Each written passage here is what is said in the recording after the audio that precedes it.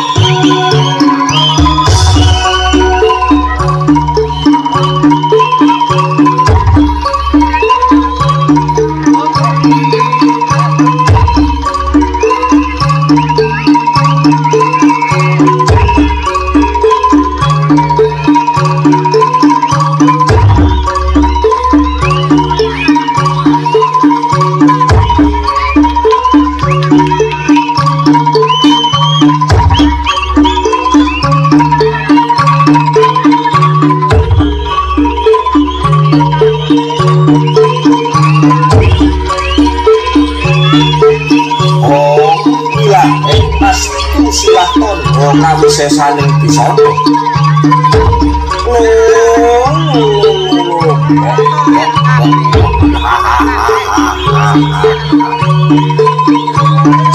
abot sanggane ngemban lestaring budaya swijine budaya bantengan ing Nusantara iki mula kapiyarsa gebyare kadang seni bantengan lembalas original seni jil teko waru pimpinane Bapak Sujani support saka Sang Wiradesai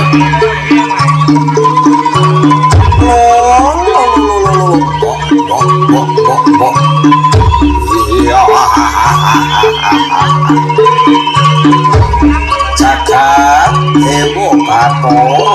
ya jagat pangestukara nuwun amit lembalas original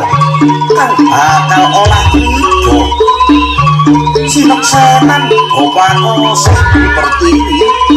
sedulur papat lima mancer kakang kawah adi ari-ari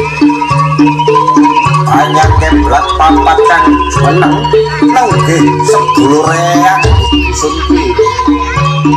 rewang-rewang manggen reang krida budaya mugi ora ana alangan saja purna anggen reang